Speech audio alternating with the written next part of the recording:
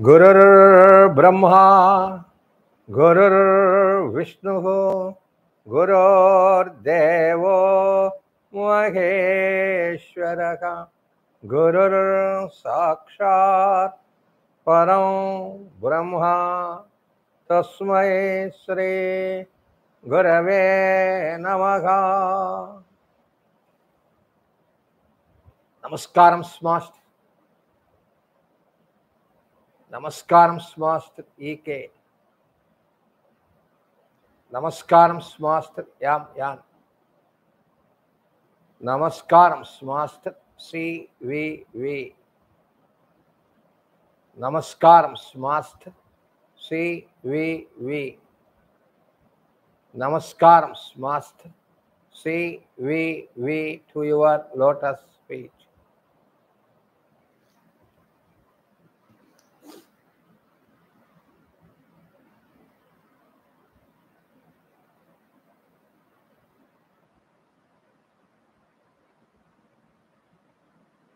सरस्वती नमस्तुभ्यं वरदे कामरूपिणि विद्यारंभं करिष्यामि सिद्धिर्भवतु मे सदा. ज्ञानानन्दमयं देवं निर्मलस्फटिकाकृतिम् आधारं सर्वविद्यानां हयग्रीवमुपास्महे. या कुन्देन्दुतुषारहारधवला या शुभ्रवस्त्रान्विता या वीणावरदण्डमण्डितकरा या श्वेतपद्मासना या ब्रह्माच्युतशङ्करप्रभृतिभिः देवैः सदा पूजिता. समं पातु सरस्वती भगवती निःशेषजड्यापहा. నాలోన కలవెల్గునా పరిసరముల వారి రూపమున గన్పట్టుగాక. నాయుచరించెడి నాదమా వెల్గుగా వినిపించి కనిపించి వెలయుగాక. నాలోన వెలుపల ఏలు నిశ్శబ్దంబు ప్రేమగా సాక్షాత్కరించుగాక. మా కంఠ శబ్దాల చీకట్లు వెల్గుగా కరగించి అది మమ్ము కలుపుగాక. తెలివికిని సద్గుణముల బలము గూర్చి ఆ ప్రణాళిక విశ్వ ప్రణాళిక గను వ్యాప్తమై విశ్వమూర్తి రూపంబునందు నిలచుగావుత శాశ్వత నిలయమగుచూ.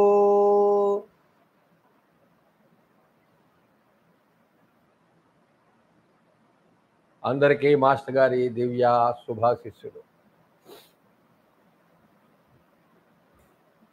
క్లాసులు మొదలుపెట్టి ఇవాళతో 30 రోజులు పూర్తయిపోతాయి. 1 నెల క్లాసులు మాస్టర్ గారి అనుగ్రహంతో మనం నిర్వహించుకోవడం జరిగింది.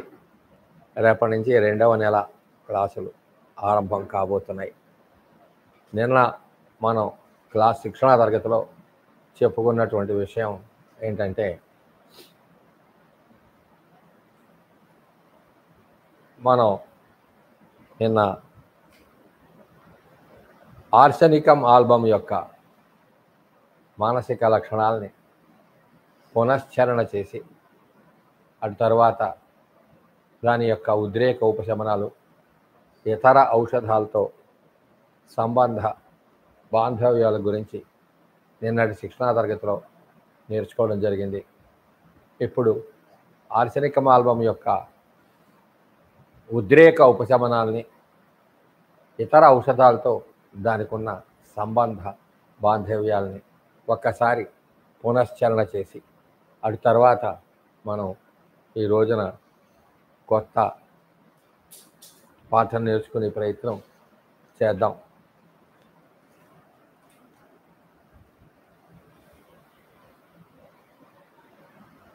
నిన్న శిక్షణా తరగతిలో మనం ఆర్సెనికం ఆల్బమ్ గురించి పూర్తిగా అధ్యయనం చేయడం జరిగింది. దానిలో మనం నిన్న నేర్చుకున్నటువంటి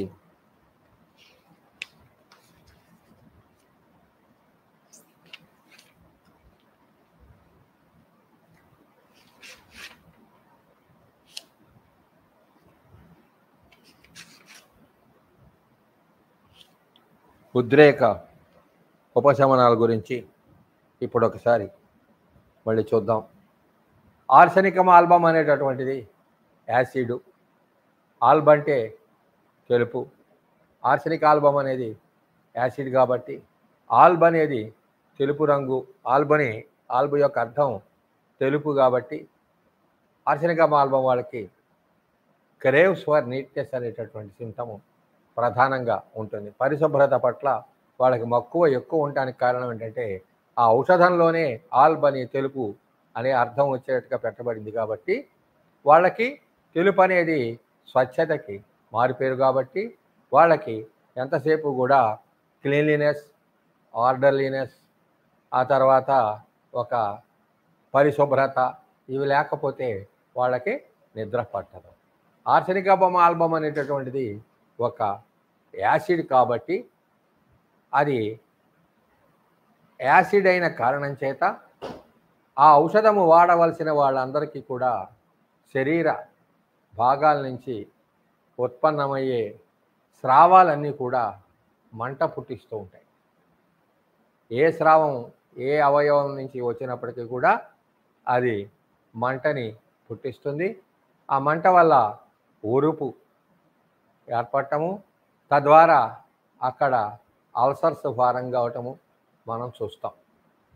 అంటే ఒక పిల్లవాడికి జలుబు చేయడానికి తుమ్ములు జలుబు వచ్చింది అంటే ముక్కులు మంట పుడతాయి, ఆ తర్వాత ముక్కులు ఎర్రగా మారిపోతాయి, ముక్కులు లోపల పుళ్ళు పడిపోతాయి, వాడు మంట మంట అని ఏడుస్తూ ఉంటాడు.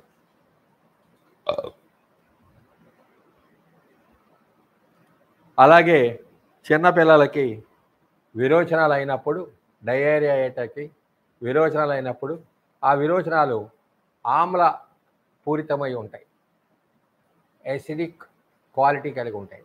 ఆ కారణం చేత వాళ్ళ యానస్ అంతా కూడా విపరీతంగా మంటొచ్చి పిల్లలు ఏడుపులను తెచ్చుకుంటారు.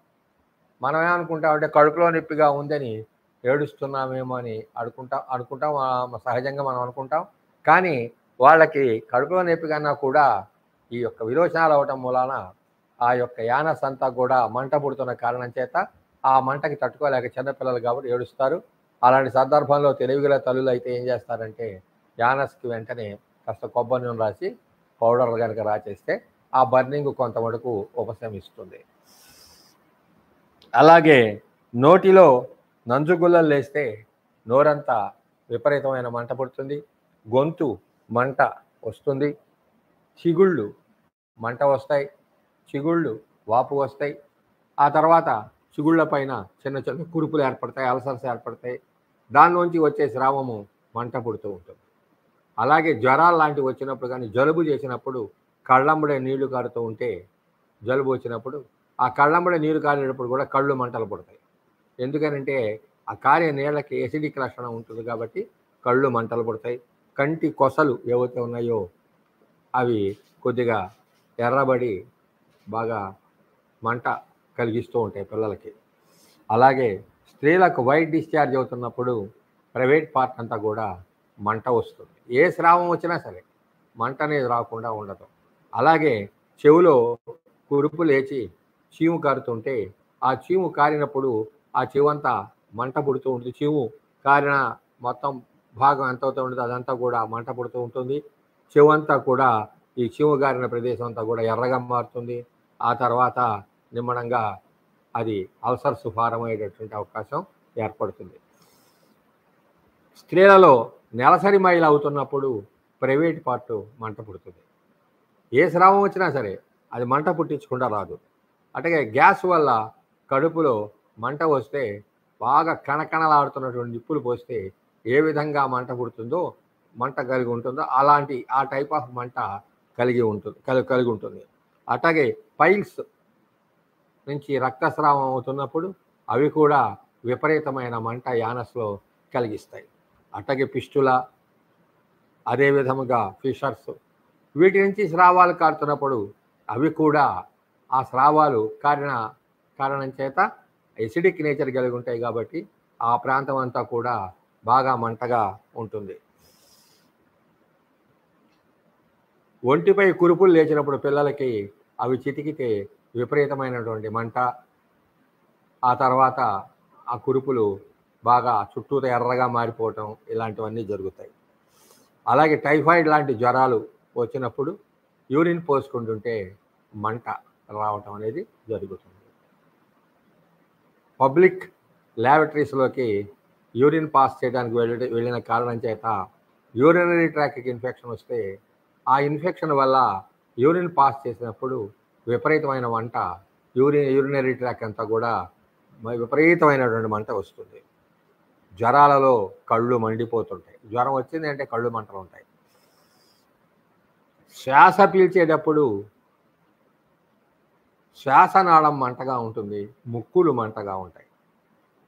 స్త్రీల యందు మెనోపాస్ సమయం అప్పుడు ఒంట్లో నుంచి విపరీతమైనటువంటి సెగలు పొగలు రావటం అనేది జరుగుతుంది.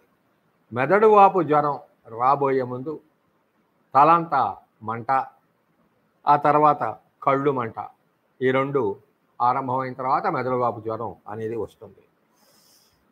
విపత్కర వ్యాధులలో ధాతువులు విచ్ఛితి చెంది కుళ్ళిపోవటం జరుగుతుంది.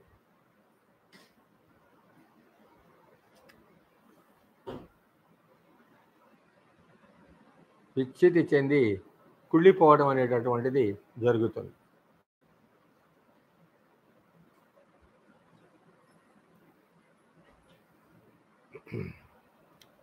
జీర్ణకోశ వ్యాధులు భోజనానంతరము ఉద్రేకిస్తాయి. జీర్ణకోశ వ్యాధులన్నీ భోజనానంతరము ఉద్రేకిస్తాయి.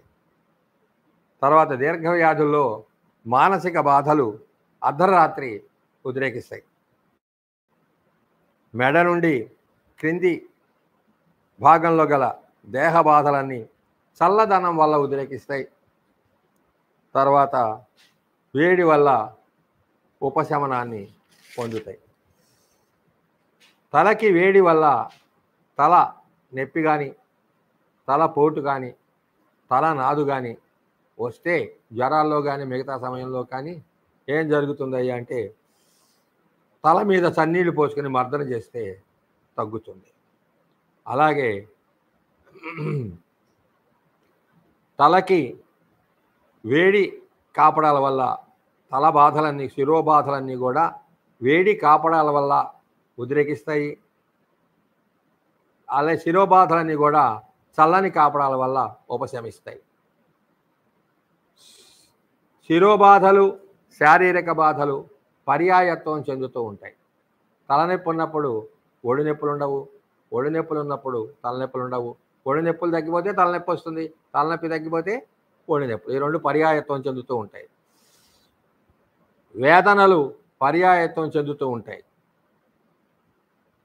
అంటే వారానికి ఒకసారి, రోజు మార్చి రోజు కానీ, లేక 3 రోజులకోసారి కానీ, వారానికి ఒకసారి కానీ, 15 రోజులకోసారి కానీ, నెలకోసారి కానీ, 3 నెలలకోసారి కానీ, 6 నెలలకోసారి కానీ, సంవత్సరానికి ఒకసారి కానీ, ఇట్లా పర్యాయత్వం చెంది ఒకే వ్యాధి తిరిగి తిరిగి రావటం అనేది జరుగుతుంది. అంటే సహజంగా ఈ పర్యాయత్వం అనేది మన మలేరియల్ ఫీవర్స్లో చూస్తాం. మలేరియల్ ఫీవర్స్లో ఈ పర్యాయత్వం ఆర్సెనిక్ ఆల్బంలో బాగా ప్రిడామినెంట్గా మనకి దర్శనాన్ని ఇస్తుంది.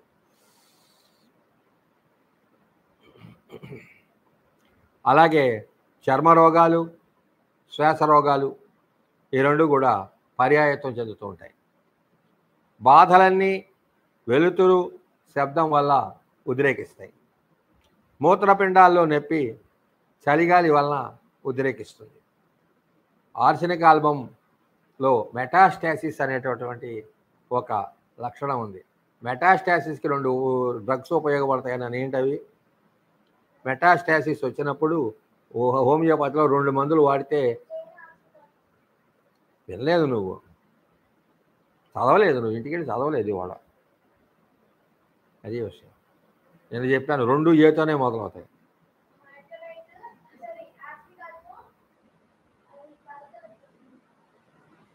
ఎబ్రోటానం చెప్పు. ట్యానం, ఎబ్రోటానం, ఎబ్రోటానం, ట్యానం, విడగొట్టి చదువు ఎబ్రో ట్యానం, ఎబ్రో ట్యానం కలిపి చదివితే ఎబ్రో ట్యానం, విడగొడితే ఎబ్రో ట్యానం. చదవలేకపోతే అలా చదువుకోవటం. కాబట్టి మెటాస్టాసిస్ అనేటువంటి లక్షణం మనకి సహజముగా కొందరి యందు ఉంటుంది. అంటే ఒక వ్యవస్థ వ్యాధిగ్రస్తతకి లోనైనప్పుడు ఆ వ్యవస్థకి అవసరమైనటువంటి సారూప్య ఔషధంతో వైద్యం చేస్తే అక్కడ ఉండేటటువంటి వేదనలు ఉపశమించి దానికి దగ్గరలో ఉండే వేరొక వ్యవస్థ వ్యాధిగ్రస్తం అయిపోతుంది. ఉదాహరణకి దగ్గు ఆయాసం తీవ్రంగా ఉన్నప్పుడు దానికి అవసరమైన సారూప్య ఔషధాన్ని కనుక వేస్తే దగ్గు ఆయాసం తగ్గిపోతుంది, కానీ మోషన్స్, కడుపులో నొప్పి అవి వస్తాయి. ఎందుకనంటే ఈ యొక్క డయాఫ్రమ్కి పైన రెస్పిరేటరీ సిస్టము, కింద డైజెస్టివ్ సిస్టమ్ ఉంటుంది. అందుకని ఇక్కడ తగ్గడానికి మనం వైద్యం చేస్తున్నప్పుడు ఏం జరుగుతుందంటే దానికి దగ్గరలో ఉన్నటువంటి సిస్టము జీర్ణమండల వ్యవస్థ కాబట్టి దానిలోకి వ్యాధి తరలి వెళ్ళిపోతుంది. ఇట్లా ఒక దేహమునందు ఒక వ్యవస్థ వ్యాధిగ్రస్తానికి గురైనప్పుడు దానికి మనం వైద్యం చేస్తూ ఉంటే ఆ వ్యవస్థ స్వస్థతకి ఆ వ్యవస్థకి స్వస్థత చేకూరుతుంది, కానీ మళ్ళీ దానికి దగ్గరలో ఉండే వేరొక వ్యవస్థ వ్యాధిగ్రస్తం కావటాన్ని మెటాస్టాసిస్ అంటారు. ఇలా మెటాస్టాసిస్ ఉన్నప్పుడు హోమియోపతిలో ఆ మెటాస్టాసిస్ లక్షణాలని పోగొట్టడానికి 2 రకాల మందులు చెప్పబడ్డాయి. ఒకటి ఆర్సెనిక్ ఆల్బము, రెండవది అబ్రోటానము. ఈ 2 ఔషధాలకి మెటాస్టాసిస్ని తగ్గించగలిగిన సామర్థ్యం ఉంది.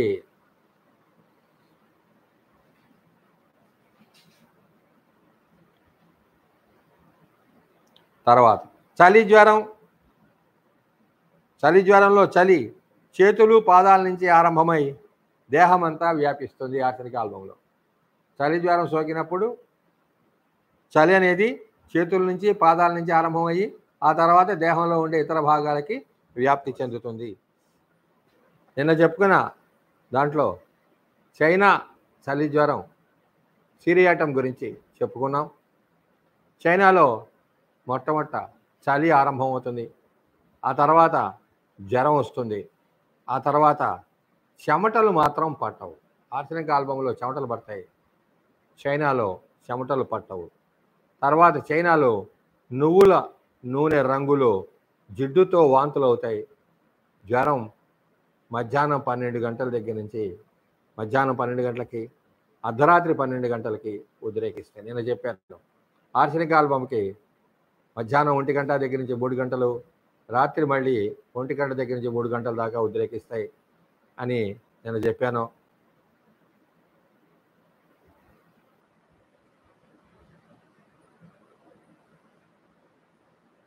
కాబట్టి నిన్న క్లాసులో ఆ విషయాలు చెప్పుకున్నాం. అందులో గుర్తుంచుకోవడానికి కూడా ఓ చిన్న దీన్ని కూడా మీకు సూచనగా చెప్పాను. ఎందుకంటే ఇక్కడ సింకోపల్ డ్రగ్స్ అనేవి 2 ఉంటాయి. అందులో ఒకటి చైనా, 2 ఆర్సెనిక్ ఆల్బము. చైనాని కింగ్ ఆఫ్ సింకోపల్ డ్రగ్స్ అంటారు. అంటే ప్రాణాపాయ పరిస్థితి వచ్చి ప్రాణం పోతున్నప్పుడు ఆలోచించవలసిన ఔషధాల్లో 2 ఉన్నాయి. ఒకటి చైనా, 2 ఆర్సెనిక్ ఆల్బము. చైనా వాడికి అగ్రవేషన్ అనేది మిట్ట మధ్యాహ్నం 12 గంటలకి, అర్ధరాత్రి 12 గంటలకి అయితే ఆర్సెనిక్ ఆల్బమ్ వాడికి మధ్యాహ్నం 1 గంట నుంచి 3 గంటలు, రాత్రి 1 గంట దగ్గర నుంచి 3 గంటల దాకా సహజంగా అగ్రవేషన్ టైం ఉంటుంది. రాజుగారి తర్వాత రాణిగారు రావాలి కాబట్టి 12 గంటల తర్వాత 1 గంటకి ఆర్సెనిక్ ఆల్బమ్ వస్తుంది. ఎందుకంటే రాణిగారు మరి ఆల్బమ్ అంటే తెల్లగా ఉంటారు కదా, ఆర్స్ ఏమో చైనా వారైతే కింగ్ గారు కాబట్టి వారేమో 12కి వస్తారు, వీరేమో 1 గంటకు వస్తారు. తర్వాత ఇతర ఔషధాలతో నిన్న మనం సంబంధ బాంధవ్యాలు చెప్పుకున్నాం. ఆర్సెనిక్ ఆల్బము అజాత శత్రువు, దానికి ఎవరు కూడా శత్రుత్వం కలిగిన ఔషధములు లేవు ఆర్సెనిక్ ఆల్బమ్, అందుకని అది అజాత శత్రువు. కాంప్లిమెంటరీ డ్రగ్స్గా thuja, carbo veg, allium cepa, phosphorus. యాంటీడోట్స్గా camphor, China, ferrum met, graphites, hepar sul, టిపికార్, నక్స్వాంక. ఈ విషయాలు నిన్నటి శిక్షణా తరగతిలో మనం చెప్పుకున్నాం. వాటిని ఒకసారి పునశ్చరణ చేయటం జరిగింది. ఇక ఈ రోజున మరి ఒక కొత్త ఔషధాన్ని ఆరంభించబోతున్నాం. దాని పేరు పల్సటిల్లా. పల్సటిల్లా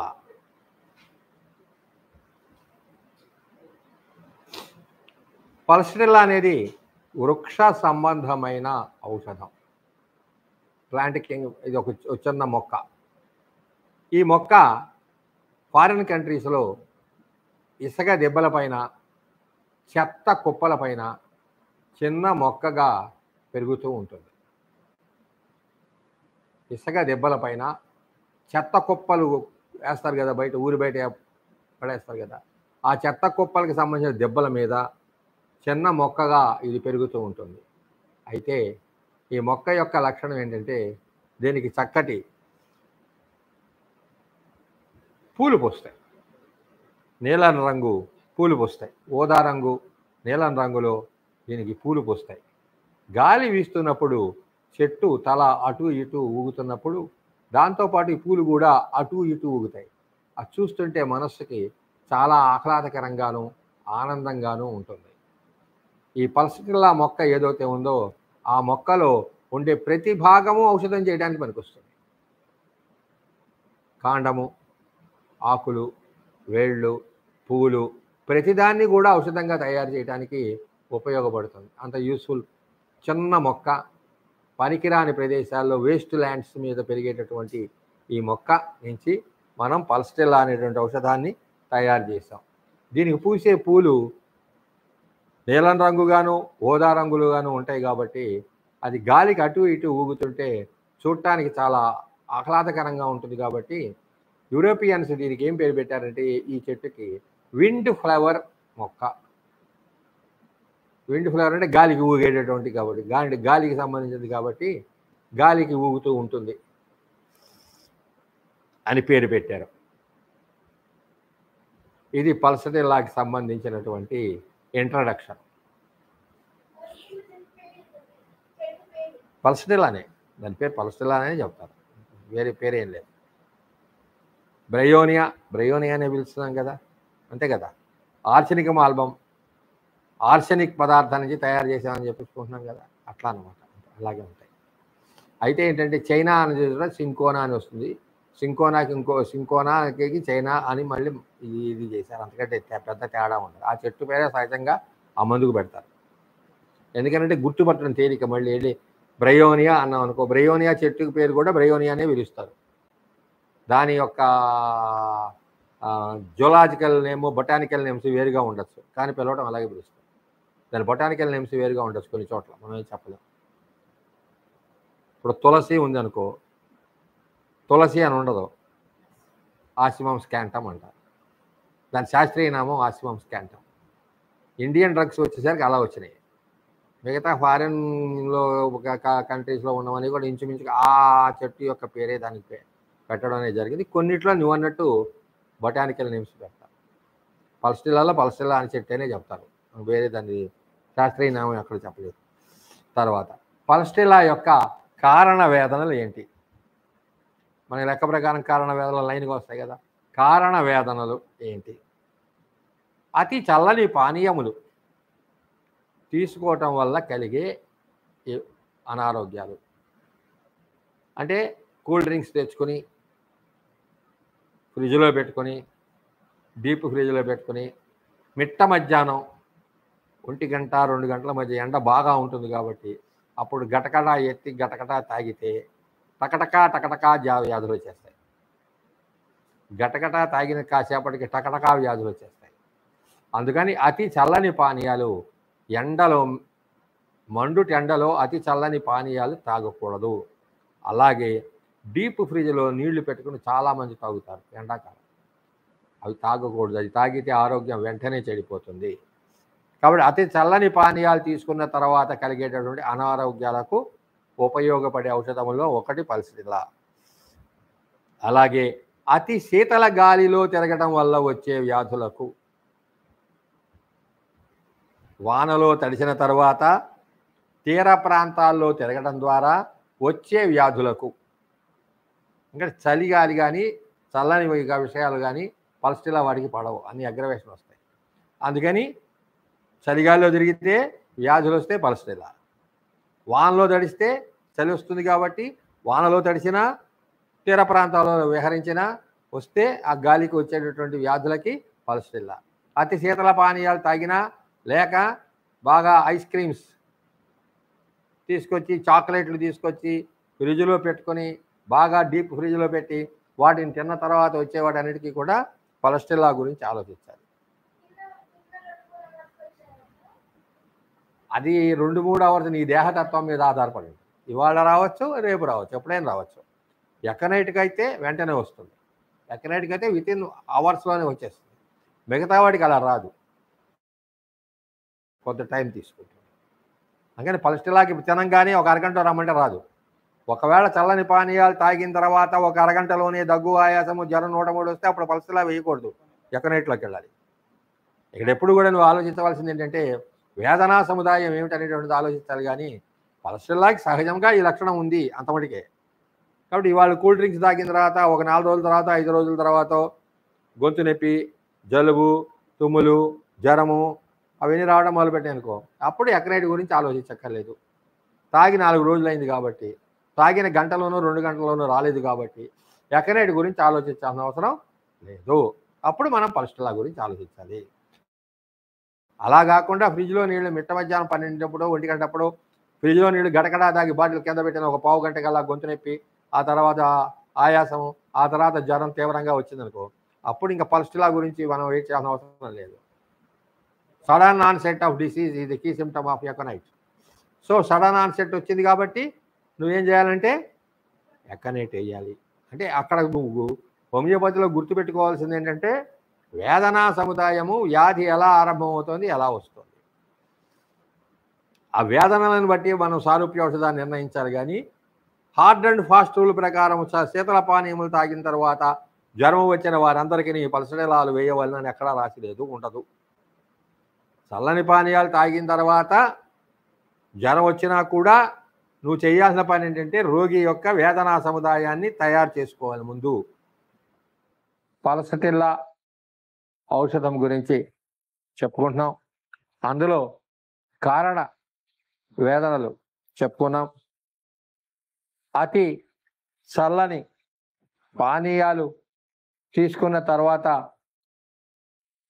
వ్యాధులు కలిగితే అప్పుడు ఉపయోగించవలసిన ఔషధములలో పలస్టెల్లా ఒకటి. అదే విధముగా అతి శీతల గాలిలో తిరగటం వల్ల వ్యాధులు గనక వస్తే అప్పుడు కూడా పలస్టెల్లా అవసరం ఏర్పడుతుంది. వానలో తడిసిన తర్వాత తీర ప్రాంతాల్లో తిరగడం వల్ల ఆరోగ్యం చెడినప్పుడు వేదనా సముదాయం పలస్టెల్లాకి సంబంధించినవి కనుక ఉంటే అప్పుడు పలస్టెల్లా మనం ఉపయోగించవలసిన అవసరం ఏర్పడుతుంది. తర్వాత పోషక పదార్థాలు తిన్నప్పుడు ఆరోగ్యం చెడుతుంది, అప్పుడు కూడా పలస్టెల్లా వాడవలసిన అవసరాలు ఏర్పడతాయి. అలాగే క్రొవ్వు పదార్థాలు, పాలు, నెయ్యి వీటితో కనుక పిండి వంటలు చేసినప్పుడు ఆ పిండి వంటలు భుజించిన తరువాత ఆరోగ్యం చెడితే అప్పుడు ఆ కారణం వల్ల వచ్చే వ్యాధులకి పలస్టెల్లా వాడవలసిన ఆవశ్యకత ఏర్పడుతుంది. పొంగు, ఆటలమ్మ, మసూచి మొదలైన వ్యాధులకు సరిగా వైద్యం చేయకపోతే అప్పుడు కూడా పలస్టెల్లా ఆవశ్యకత ఏర్పడుతుంది. అలాగే కొంతమందికి టీకాలు వేయించిన తర్వాత కొన్ని రకాల అనారోగ్యాలు, ఇబ్బందులు వస్తాయి. అలా టీకాలు వేసిన తర్వాత ఇబ్బందులు వస్తే పలస్టెల్లా కనుక వేస్తే ఆ ఇబ్బందులు తొలగిపోతాయి.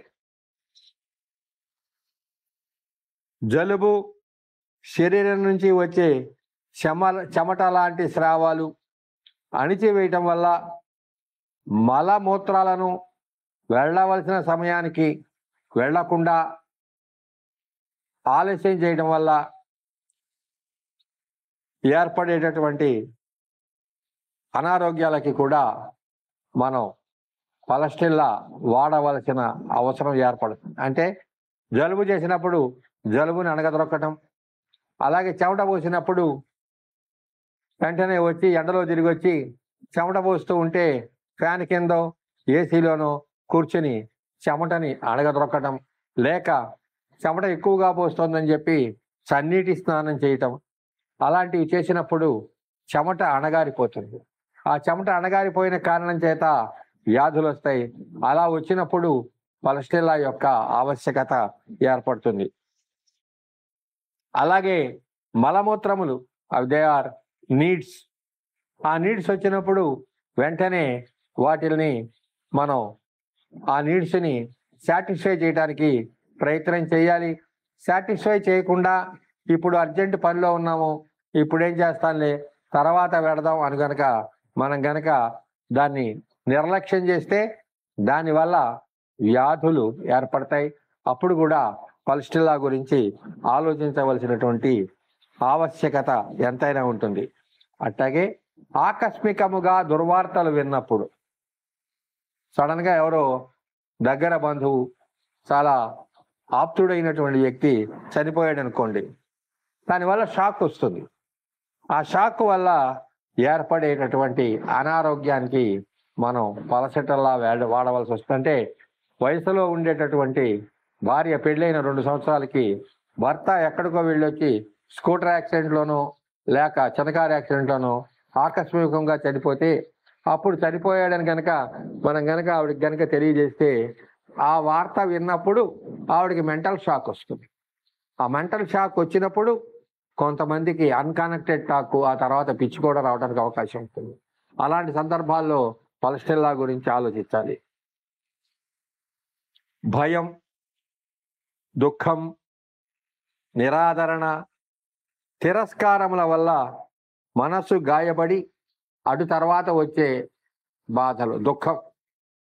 అంటే స్కూల్లో టీచరు పిల్లవాడిని తప్పు చేశాడని బాగా దండించింది, లేదు ఇంట్లో పిల్లవాడు అల్లరి ఎక్కువ చేస్తున్నాడని తల్లిదండ్రులు దండించారు. దానివల్ల వాడు ఎక్కువసేపు ఏడుస్తూ కూర్చుంటాడు అనుకోండి, 1 గంట 2 గంటలు ఏడ్చారనుకోండి, దానివల్ల వాడికి ఆ తర్వాత తలకాయ నొప్పి, వాంతులు, జ్వరము రావటం జరుగుతుంది.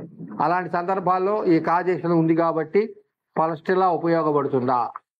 ఉపయోగపడితే వేయండి. సహజంగా పలస్టిల్లా ఉపయోగపడితే వేయండి. అట్లాగే భయం, ఎవడో తగాదా వచ్చింది, వాడెవడో చంపడానికి వచ్చాడు కత్తి తీసుకొని, అప్పుడు మనకి భయం ఏర్పడుతుంది. ఆ భయం ఏర్పడిన కారణం చేత వచ్చేటటువంటి అనారోగ్యాలకి పలస్టిల్లా గురించి ఆలోచించాల్సిన అవసరం ఏర్పడుతుంది. అలాగే 10 మందిలోకి ఓ ఫంక్షన్కి వెళ్ళినప్పుడు అక్కడ ఉన్నటువంటి ఆ గృహస్థులు మనని అందరితో పాటు సమానంగా చూడకుండా నిరాదరణ గనక చేసి గనక చూపి మన పట్ల వివక్షత గనక చూపిస్తే మన మనస్సు దుఃఖంతో బాధపడుతుంది. కాబట్టి అలాంటి సందర్భాల్లో కూడా పలస్టిల్లాకి మనం ఆలోచించవలసిన అవసరం ఏర్పడుతుంది. అట్లాగే తిరస్కారం, అంటే బాగా యువకులు ఇద్దరు బాగా గాఢంగా ప్రేమించుకున్నారు. ఆ ప్రేమించుకున్న కారణం చేత కొన్ని కారణాంతరాల వల్ల ఆ పిల్లగాడు ఆ అమ్మాయిని పెళ్లి చేసుకోకుండా తిరస్కరించి ఇంకోళ్ళని పెళ్లి చేసుకున్నారు అనుకోండి, అప్పుడు ఆ పిల్లకి కలిగేటటువంటి దుఃఖము వల్ల కానీ నిరాదరణ వల్ల కానీ వచ్చేటటువంటి వ్యాధులకి పలస్టిల్లా గురించి మనం ఒక్కసారి ఆలోచించాల్సి వస్తుంది. తర్వాత బాలికలలో మానసిక ఒత్తిడి వల్ల కలిగే ఇబ్బందులకు ఆడపిల్లల్ని కొన్ని కస్టమ్స్లో పెంచడం అనేటటువంటిది, కొన్ని ఆచారాలు పాటించాలి ఆడపిల్లలు అని చెప్పి మన సంప్రదాయంలో సహజంగా ఒత్తిడి తీసుకొస్తాం. మగపిల్లలతో పాటు సమానంగా ఎగరకూడదు, మగపిల్లలతో పాటు సమానంగా ఆడకూడదు, మగపిల్లల్లాగా సినిమాలకు ఒంటరిగా వెళ్ళకూడదు. ఇలా కొన్ని కస్టమ్స్, వాళ్ళ సేఫ్టీ చూసుకోవాలి కాబట్టి, ఆడపిల్ల సేఫ్టీ చూడాలి కాబట్టి తల్లిదండ్రులు కొన్ని కస్టమ్స్ పెడతారు. ఆ కస్టమ్స్ పెట్టినప్పుడు కొంతమంది సెన్సిటివ్ మెంటాలిటీ ఉన్నటువంటి వాళ్ళు ఇబ్బందులకు గురవుతారు, మానసికంగా ఒత్తిడికి గురవుతారు.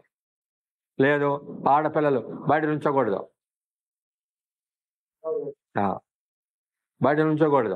మగపిల్లల మీద చేతులేసి మాట్లాడకూడదు, మగపిల్లలతో కలిసి ఆడకూడదు, మగపిల్లల్లాగా గోడలెక్కి చెట్లెక్కి దూకకూడదు, ఇలాంటివన్నీ పెట్టినప్పుడు ఆడపిల్లలకి వాళ్ళ దృష్టిలో ఏంటంటే మా తమ్ముడిని ఎక్కనిస్తున్నారు, మా అన్నయ్యని ఎక్కనిస్తున్నారు, నన్నేమో అన్నిటికినేమో నువ్వు చేయడానికి వీల్లేదు, చేయడానికి వీల్లేదు అని నాకు ఇది పెడుతున్నారు నన్ను అని చెప్పి వాళ్ళకి మానసికంగా ఒక రకమైన ఒత్తిడి వస్తుంది.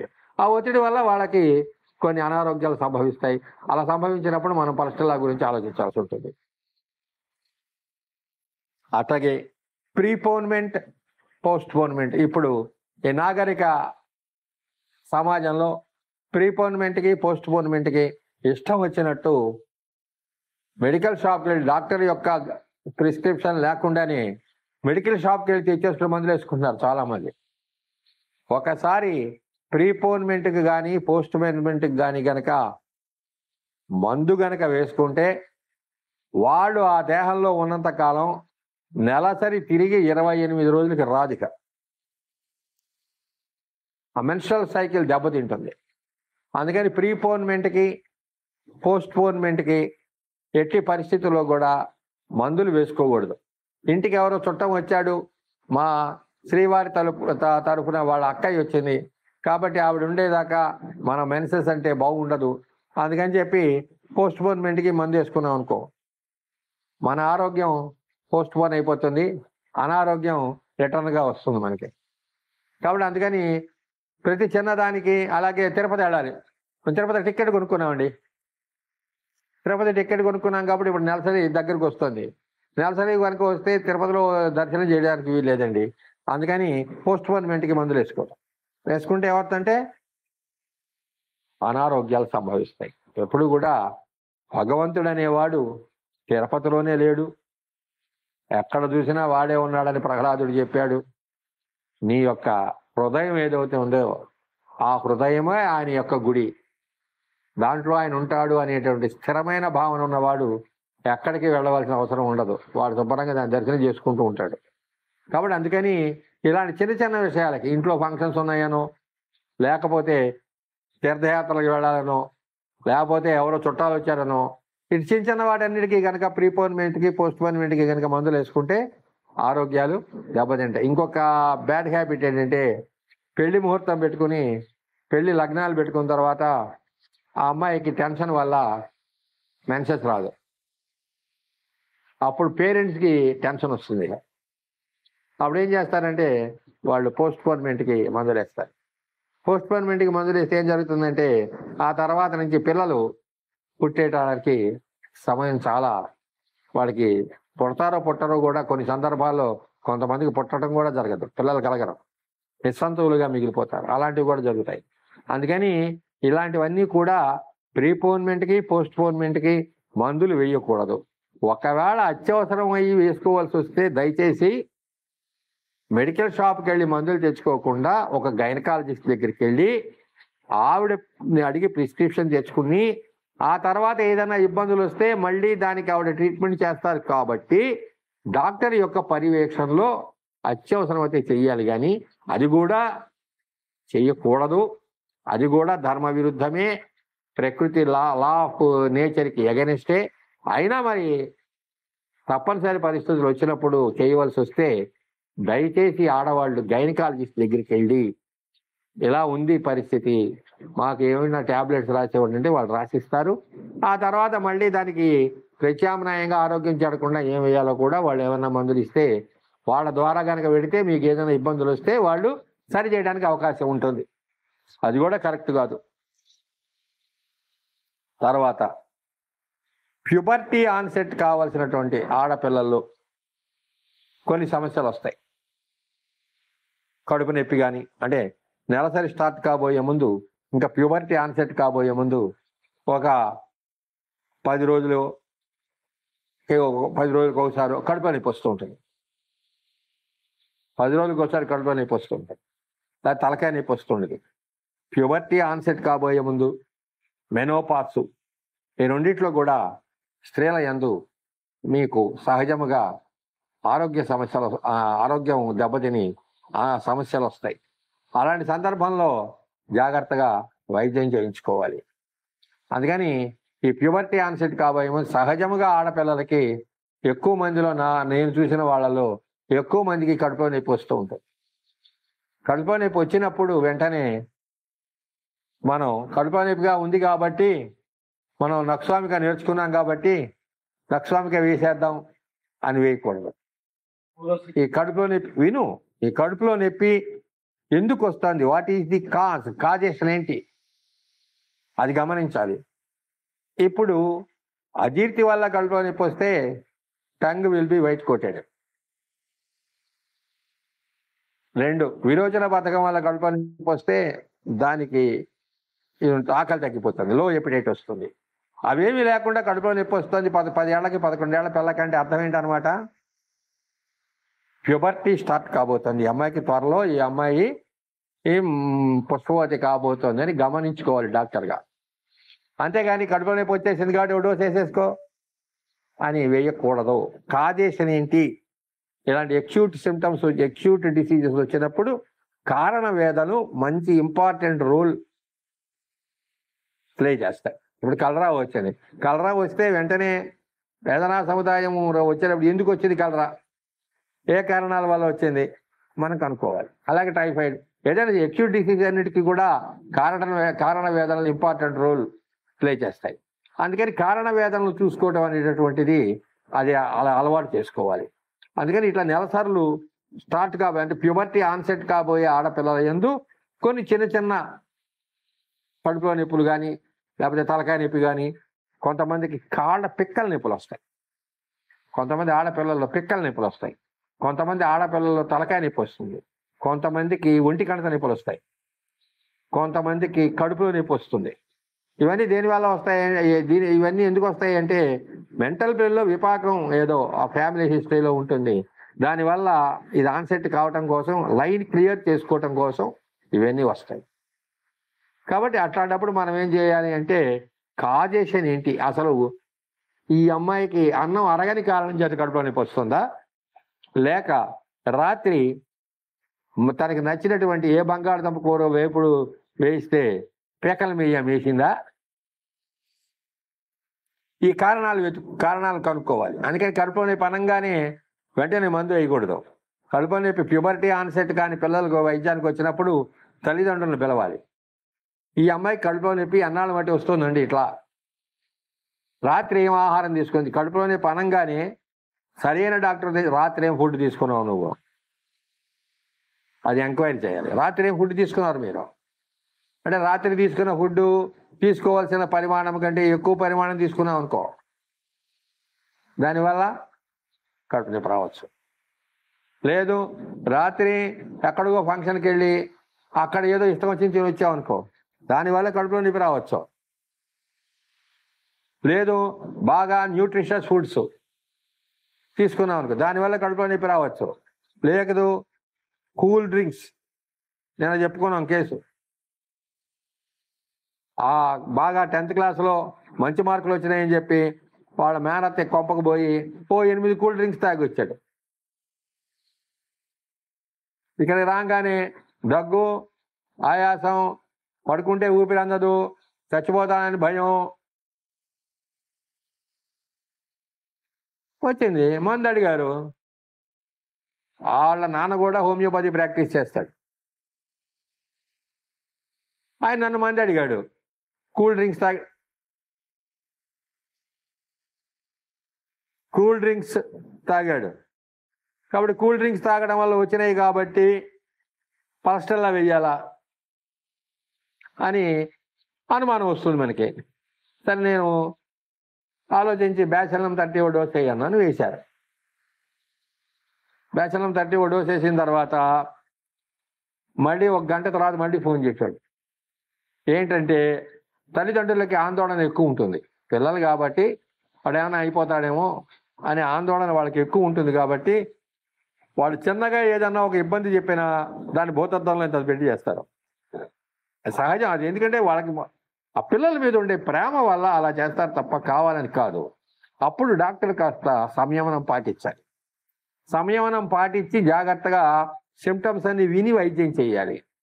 అప్పుడు మళ్ళీ ఫోన్ చేశాడు, ఇలా ఉంది మా అబ్బాయికి ఊపిరి ఆడటం లేదు, ఏడుస్తున్నాడు, భయపడుతున్నాడు, చచ్చిపోతానంటున్నాడు, చచ్చిపోతానేమని భయం వేస్తుంది అంటున్నాడు, ఏడుస్తున్నాడు, పొద్దున చూస్తే 99 టెంపరేచర్ ఉంది, ఇప్పుడు చూస్తే 102.4 ఉంది.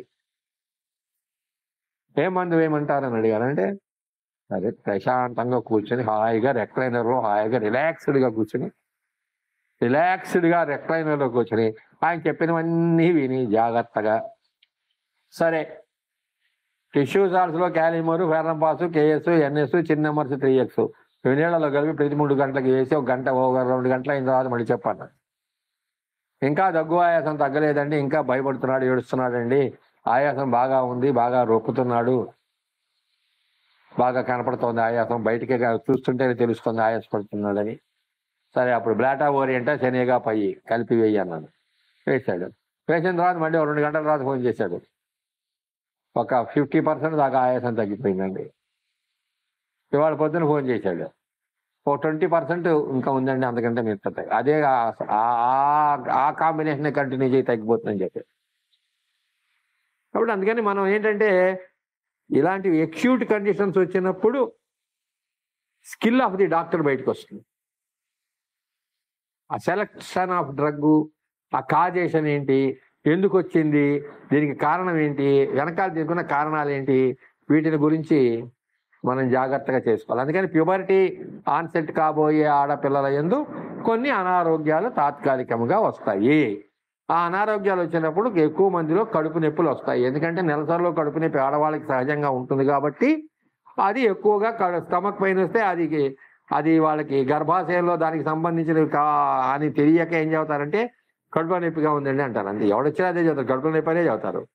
దాన్ని మనం డాక్టర్గా ఏం చేయాలంటే అనలైజ్ చేసుకోవాలి. ఈ కడుపు నొప్పి ఎందుకు వస్తుంది, రాత్రి ఏం తిన్నావు, బలాన్ని తిన్నావు, ఏం తిన్నావు, ఇడ్లీలు తిని పడుతున్నాడు, రైట్, కాబట్టి దానివల్ల కాదు, ఆహారం తీసుకోవడం వల్ల కాదని నిర్ణయించుకున్న తర్వాత అప్పుడు ఈ అమ్మాయికి ప్యూబర్టీ ఆన్సెట్ కాబోతుంది, కంగారు లేదని చెప్పి వాళ్ళ అమ్మా నాన్నని పిలిచి, అయ్యా నువ్వులు బెల్లం తెచ్చుకుని ఇంట్లో పెట్టుకోండి, మీరు పండగ చేసుకోవాల్సి వస్తుంది,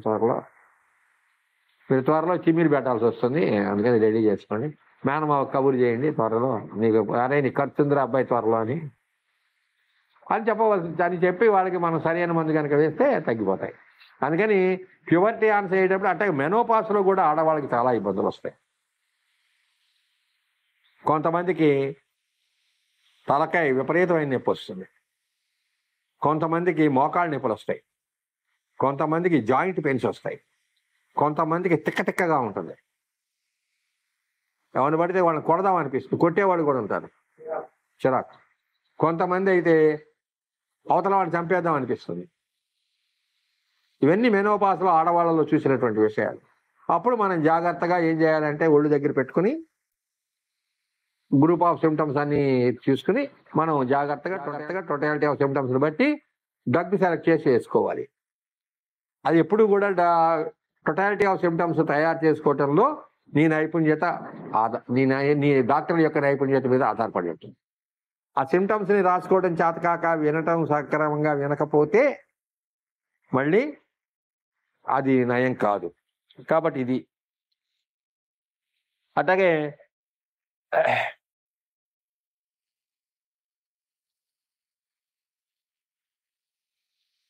కొంతమందికి మెంటల్ స్ట్రెయిన్, అట్లాగే ఇంట్లో ఉండే హస్బెండ్ వల్ల టార్చర్ స్త్రీలకి అలా ఉందనుకోండి, వాళ్ళు ఎక్కువసేపుగా మానసికంగా కనుక బాధపడితే they will suffer with fibroids in యూటరస్లో ఫైబ్రాయిడ్స్ వచ్చేస్తాయి. ఇటువంటి వాటన్నిటికీ మెనోపాస్లో వచ్చే డిస్టర్బెన్సెస్కి, ప్యూబర్టీ ఆన్సెట్ కాబోయేటప్పుడు వచ్చే డిస్టర్బెన్సెస్కి ఉపయోగపడే గ్రూప్ ఆఫ్ డ్రగ్స్లో పల్సడిల్లా ప్రత్యేకమైన స్థానాన్ని ఆక్రమించి దానికి చాలా మందులు పనికి వస్తాయి. పల్సడిల్లా, బ్రయోనియా, ఎపిస్, ఇట్లా చాలా ఒక గ్రూప్ ఆఫ్ డ్రగ్స్ 10-15 డ్రగ్స్ ఉంటాయి. అందులో కీలక పాత్ర పోషించేది పల్సడిల్లా. అందుకని పల్సడిల్లాని ఏమంటారంటే ఆడవాళ్ళ డ్రగ్గు అంటారు. పల్సడిల్లా ఒకటి, సెపియా ఒకటి, ఇగ్నీషియా ఒకటి. ఇవి ఆడవాళ్ళ మందులండి అంటారు చాలా మంది తెలియక. అది చాలా తప్పు. ఆడవాళ్ళ మందు, మగవాళ్ళ మందు అనేవి హోమియోపతిలో లేవు. అది వాళ్ళు పెట్టుకున్నటువంటి అక్కర్లేనటువంటి ఎవడో ఏదో చెబితే ఎవడో ఏదో పెడితే అది అట్లా పిలుచుకుంటున్నారు.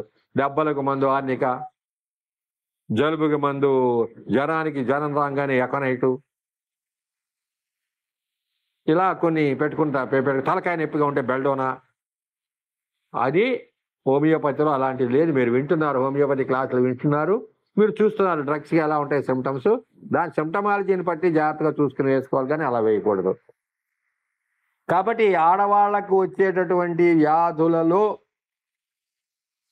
ముఖ్యమైనటువంటి బాధలకి పలస్టిల్లా పనిచేస్తుంది. కాబట్టి దాన్ని ఆడవాళ్ళ డ్రగ్గు అంటారు. అదే కాకుండా సున్నిత స్వభావం కలిగి ఉండటం, ప్రతి చిన్నదానికి నొచ్చుకోవటం, ఇది ఆడవాళ్ళకు ఉండేటటువంటి ఒక ప్రధానమైన లక్షణం. సహజంగా ఎక్కువ మంది ఆడవాళ్లలో ఇప్పుడు ఆడవాళ్ళు చదువుకుని బాగా సివిలైజ్డ్గా బాగా ఉద్యోగాలు చేస్తున్నారు, కాబట్టి ఇప్పుడు ఆడవాళ్లలో అది లేదు. ఒక తరం వెనకాల, 2 తరాల వెనక ఆడవాళ్లలో ఈ లక్షణాలు మనకి కనపడతాయి. ఎందుకంటే భర్త వస్తే కూర్చోకూడదు, భర్త వస్తే లేచి నిలబడాలి, భర్త గారు రంగానికి కాళ్ళు కడుక్కోవడం, నీళ్ళు ఇవ్వాలి, ఆయన భోజనం చేశాక వీళ్ళు భోజనం చేయాలి. ఇట్లా కొన్ని కస్టమ్స్ పెట్టారు. ఆ కస్టమ్స్ వల్ల వాళ్ళకి ఏమవుతుందంటే కొన్ని రకాలైనటువంటి ఒత్తిడులకు వాళ్ళు గురైన కారణం చేత వాళ్ళకి అనారోగ్యం సమస్యలు వస్తాయి. అప్పుడు పలస్ట్రాల్ గురించి ఆలోచించాల్సి ఉంటుంది. మెనోపాస్లో వచ్చేటటువంటి అనారోగ్యాలు, ఆకలి తగ్గిపోవటం, ఆ తర్వాత అన్నం అరగకపోవడం, ఇండైజెషన్, బీపీ, కీళ్ళ నొప్పులు, కాళ్ళవాపులు, నడుము నొప్పి, జ్వరము, కొంతమంది జ్వరం వస్తుంది. అంటే ప్యూబర్టీ వచ్చిన ఫస్ట్ కొత్తలో, ప్యూబర్టీ ఆన్సైట్ అయిన కొత్తలో కూడా కొంతమందికి జ్వరం వస్తుంది. అట్లాగే మెనోపాస్లో బ్రెష్లో లంప్స్ ఏర్పడటము, బ్రెష్ బాగా గట్టిపడిపోవటము, అవి పెయిన్ఫుల్గా ఉండటము, దానివల్ల జ్వరం రావటము, ఇవన్నీ కూడా ప్యూబర్టీ ఆన్సెట్ అయినటువంటి పిల్లల్లో కూడా ఉంటాయి. మెనోపాస్లో టైంలో కూడా ఆడవాళ్లలో మనం వీటిని చూస్తాం. ఇటువంటి వాటికి ఉపయోగపడే ఔషధాల్లో పలస్టిల్లా అనేటటువంటిది కీలక పాత్ర పోషిస్తోంది. కాబట్టి మనం పలస్టిల్లాని ఆడవాళ్ల డ్రగ్గు అని పిలుస్తున్నారు. అది కరెక్ట్ కాదు. ఆడవాళ్ళైనా మగవాళ్ళైనా వేదనా సముదాయం పలస్టిల్లా ఉన్నప్పుడు మగవాళ్ళకి కూడా పలస్టిల్లా ఉపయోగపడుతుంది. అంతే తప్ప ఆడవారికి మాత్రమే మందు వేయాలి, మగవాళ్ళకి వేయకూడదని ఎక్కడా లేదు. ఇదేం ఓటింగ్ కాదు. మానసిక లక్షణాల గురించి చెప్పుకున్నప్పుడు పలస్టిల్లావి అప్పుడు తెలుసారే స్టాండ్ పడిపోతుంది.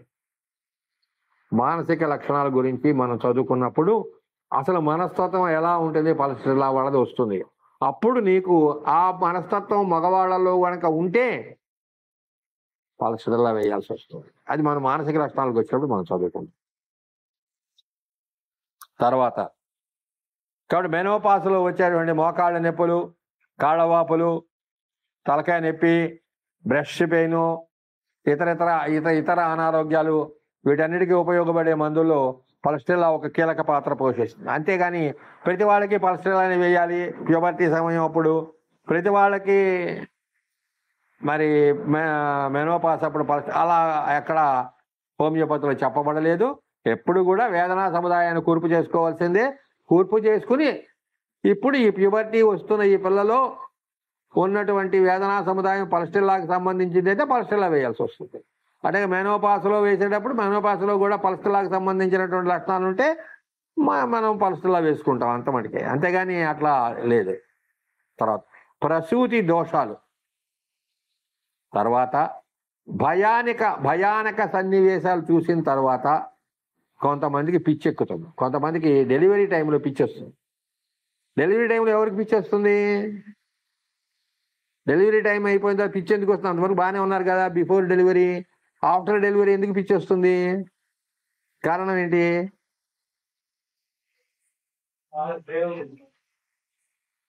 విపాకం అనేది వంశానుగతంగా వస్తుంది. కాబట్టి ఆ విపాకాలు ఏవవుతాయి, ట్యూబర్క్లోసిస్ విపాకం ఫ్యామిలీ హిస్టరీలో ఉంది అనుకోండి, మనం నేర్చుకున్నాం. కానీ నిన్న ట్యూబర్క్లోసిస్ విపాకంలో నేర్చుకోవాలా? ఫ్యామిలీ హిస్టరీలో ట్యూబర్క్లోసిస్ విపాకం ఉంది అనుకోండి. ఆ ట్యూబర్క్లోసిస్ విపాకం ఉంటే ఏం జరుగుతుంది? అప్పుడు ఆ అమ్మాయికి వస్తే నర్వస్ సిస్టంలోకి పోతే ఒంటి కంట నొప్పులు వస్తాయి, మైండ్లోకి పోతే పిచ్చెక్కుతుంది. కాబట్టి సడన్గా నీకు డెలివరీ తర్వాత పిచ్చి వచ్చింది అంటే ఫ్యామిలీ హిస్టరీలో చివరి క్లిక్ మయాజం ఉందేమో చూసుకోవాలి. అదొక కారణం. అందుకే అట్లాంటి సడన్గా రావుగా. లేదు భర్త ఇల్ట్రీట్ చేయటం వల్ల కానీ లేకపోతే ఇంకా ఇతరత్ర ఈ హెరాస్మెంట్స్ కానీ ఉంటే రావచ్చు, అది వేరే విషయం. కానీ అవేం లేకుండా సడన్గా డెలివరీ తర్వాత అప్పటిదాకా చాలా ఆరోగ్యంగా ఉండి డెలివరీ నార్మల్గా అయిపోయి చక్కగా అయిపోయి ఆల్ ఆఫ్ ఏ సడన్ పిచ్చి ఎక్కిందంటే మాయాజం ఉంది, అది గుర్తుపెట్టుకోవాలి. అట్లాగే గనోరియా వ్యాధి వచ్చి అణగదొక్కినప్పుడు ఉపయోగపడే మందులో పలస్టెల్లా ఒకటి. స్త్రీలలో కానీ పురుషుల్లో కానీ గనోరియా వ్యాధి సోకినప్పుడు దానిని అణగదొక్కినప్పుడు వచ్చేటటువంటి అనారోగ్యాలకి పలస్టెల్లా ఉపయోగపడుతుంది. ఇది దీనికి సంబంధించినటువంటి మరి కాజేషన్స్ ఎన్ని ఉన్నాయో చూసావా? ఎన్ని కాజేషన్ ఇప్పుడు వరకు చెప్పింది కాజేషన్సే. తర్వాత దీని జనరల్ సిమ్టమ్స్ ఏమిటో కూడా కాసేపు చూద్దాం. ఇబ్బంది ఏం లేదుగా. జనరల్ సిమ్టమ్స్ ఏమిటో కూడా మనం చూద్దాం. పల్స్టిల్లా వాళ్ళు చక్కగా నీలి కళ్ళతో, పొడుగాటి నల్లటి జుట్టుతో, లావుగా, పొద్దుగా, గుండ్రంగా, మంచి రక్త పుష్టితో, చూడటానికి చాలా అందంగా ఉంటారు. ఒకసారి ఆ పిల్లని కనుక చూస్తే మళ్ళీ ఇంకోసారి చూడాలనిపిస్తుంది. అంత చక్కగా ఉంటారు పల్స్టిల్లా వాళ్ళు. ఎందుకని ఉంటారు అలా? కారణం ఏంటి? ఆ మొక్కకి నీలి పుష్పాలు వచ్చి కదా, చదువుకున్నాం కదా మన ముందు. పల్స్టిల్లా మొక్క గురించి చదువుకున్నప్పుడు ఏమైంది? దానికి నీలి పుష్పాలు, ఊదా రంగు పుష్పాలు, గాలికి అటు ఇటు ఊగటం, అవి చూస్తుంటే మనకి మనసు ఆహ్లాదంగా ఉండటం, మనం అందరూ కూడా చూసిన వాళ్ళు ఆనందపడటం, దానికి విండ్ ఫ్లవర్ అని నామకరణం చేయటం, ఇలాంటిది ఉంది కదా. కాబట్టి పలస్టిల్లాలో ఉండే వ్యక్తులు ఆడగాని మగ గాని చూడటానికి అందంగా ఉంటారు. చక్కగా మంచి కన్ను ముక్కు తీరు కలిగి ఉంటారు. ఆ తర్వాత నీలి కళ్ళుంటాయి, చక్కగా పొడుగాటి జుట్టుంటుంది. ఆ తర్వాత గుండ్రంగా, బొద్దుగా, లావుగా, మంచి అవయవ పుష్టి కలిగి, మంచి దంత సౌభాగ్యం కలిగి, పలు వరుస అందంగా ఉంటుంది. వాడు నవ్వుతుంటే మళ్ళీ ఇంకోసారి నవ్వితే బాగుండు, చూడాలనిపించేటట్టుగా ఉంటుంది. అది పలస్టిల్లా యొక్క మొట్టమొదటి జనరల్ సిమ్టమ్. తర్వాత వీళ్ళకి ఎంత అందంగా ఉంటారు కాబట్టి ఓపిక తక్కువ ఉంటుంది. అతి సుకుమారం కడిగి దరిద్రం కదా. ఇందాక అక్కడ పలస్టిల్లా మొక్కను కనుక చూస్తే చిన్న మొక్క అని చెప్పాము. అంటే దానికి పుల్లటి పీకితే వచ్చేస్తుంది. దానికి పెద్ద ఇది ఉండదు, ఓపిక ఉండదు, దాని దగ్గర బలంగా ఉండదు. అందుకని ఓపిక తక్కువ ఉంటుంది. పలస్టిల్లా వాళ్ళకి ఓపిక తక్కువగా ఉంటుంది. రెసిస్టెన్స్ అంటే రోగ నిరోధక శక్తి తక్కువగా ఉంటుంది వీళ్ళకి. అందంగా ఉంటే అంత అనారోగ్యం అన్నమాట. అలసట ఎక్కువ.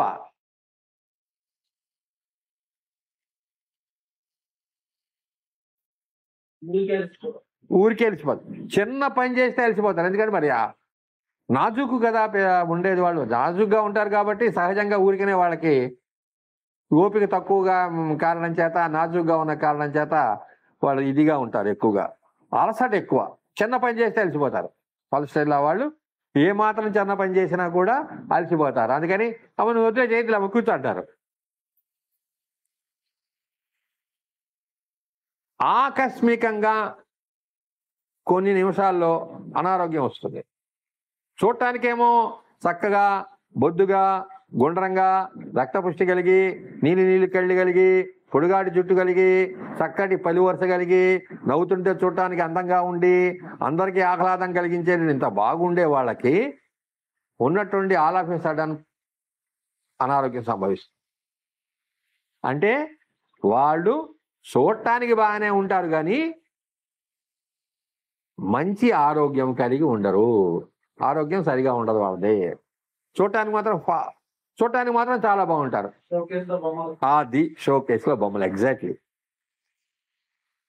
ఎట్లా అయితే ఆకస్మికంగా వాళ్ళకి అనారోగ్యం సంభవిస్తుందో మళ్ళీ ఒక 10 నిమిషాల్లో అది తగ్గిపోతుంది. ఈ మైకని ఇందాక వచ్చింది ఇట్లా అని అనిపించేటటువంటిది ఆశ్చర్యం వేస్తుంది. అప్పటిదాకా బాగుంటారు, చక్కగా ఏదో చిన్న పని చేస్తారు, చేయగానే అలసలు వస్తుంది, అలసలు రాగానే నీరసం వస్తుంది, నీరసం కానీ చెమట పడుతుంది, చెమట పడంగానే కళ్ళు తిరిగి పడిపోతారు. హర్రే అదేంటి పడిపోయారు అనిపిస్తుంది. ఓ 10 నిమిషాలు అయిపోయిన తర్వాత మళ్ళీ కాస్త తేరుకుని మళ్ళీ ఉండి లేచి తిరుగుతారు. ఈ అమ్మాయికైనా అని వచ్చింది అనిపిస్తుంది. అట్లాగే ఇవాళ రాత్రి సినిమాకి ఎడతారు.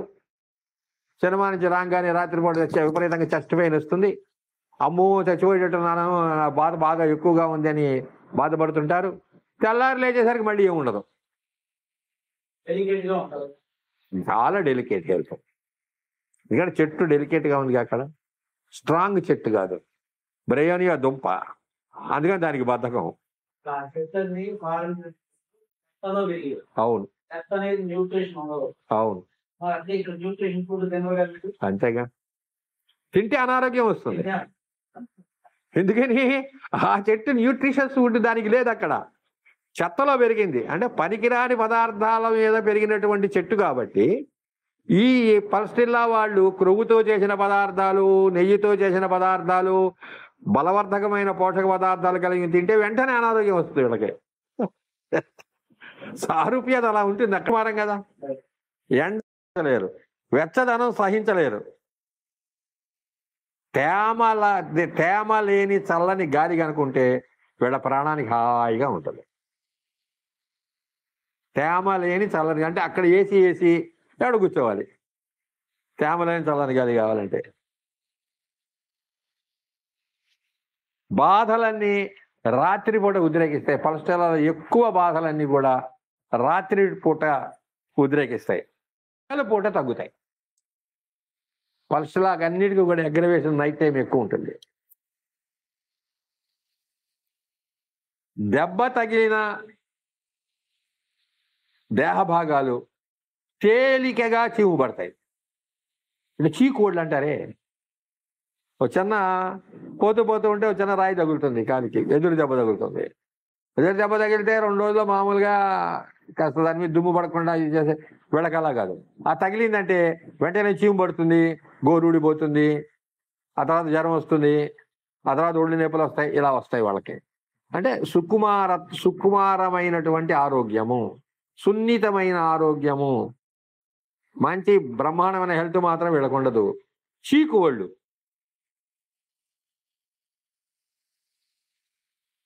తర్వాత వీళ్ళకి పల్స్టెల్లా వాళ్ళకి సామాన్యంగా ఏదైనా కనుక అనారోగ్యం రావాలంటే దానికి ఒక సీరియాటం ఉంటుంది. ఇప్పుడు నక్స్వామిక వాడికి విరోచన బద్ధకం వస్తే జబ్బు చేస్తుంది, అంతే కదా. విరోచన బద్ధకం వస్తే జబ్బు చేస్తుంది. అట్లాగే వీళ్ళకి ఏంటంటే